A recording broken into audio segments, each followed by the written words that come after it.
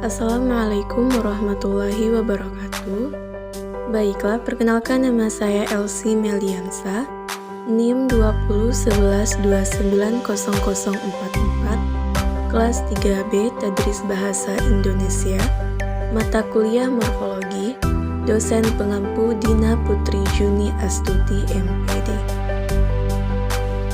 Nah, baiklah, di sini saya akan menyampaikan materi mengenai afiks bahasa Indonesia. Yang pertama ada prefiks, yang kedua sufiks, yang ketiga konfiks, yang keempat infleksi, dan yang kelima deriviasi. Nah, di sini ada pengertian afiks, yaitu afiks atau imbuhan adalah bentuk terikat, bentuk lain yang melekat pada afiks, akan mengalami perubahan makna dan kategori. Nah, di sini perlu kita tahu afiksasi, yakni proses pembubuhan afiks, sangat produktif dalam bahasa Indonesia sebagai pembentuk kata. Berikut ini adalah kategori afiks dalam bahasa Indonesia. Nah, yang pertama yaitu ada prefiks. Prefiks adalah sebuah afiks yang dibubuhkan pada awal sebuah kata dasar atau terletak di awal sebuah bentuk. Oleh karena itu, prefiks sering juga disebut sebagai awalan. Prefiks dalam bahasa Indonesia ada 8, yaitu me, di, ber, ke, ter, pe, per, dan se.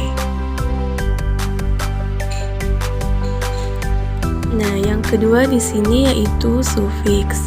Sufiks adalah imbuhan yang diberikan di belakang kata dasar. Imbuhan sufiks juga disebut dengan akhiran.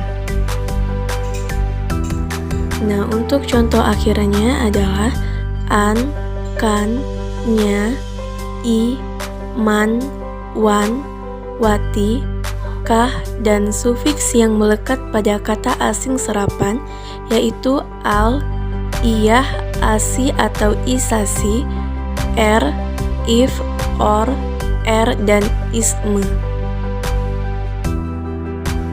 Nah, di sini ada yang ketiga yaitu konfiks.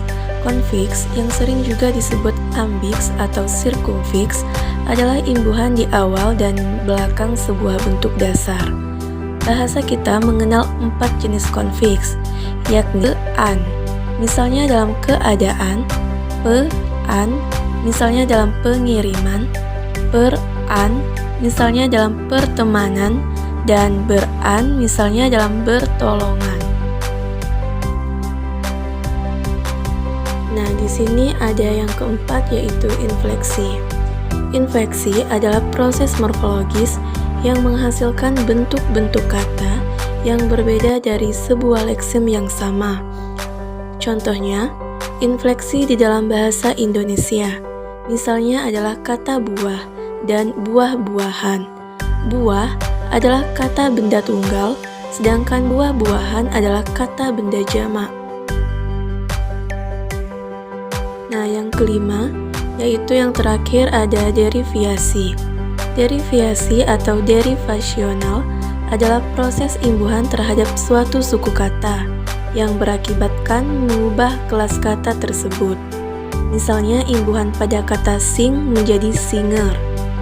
Di dalam bahasa Indonesia, kita bisa menjumpai misalnya kata pukul menjadi pemukul dan pemukulan.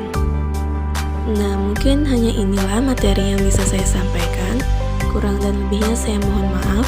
Sekian dan terima kasih. Wassalamualaikum warahmatullahi wabarakatuh.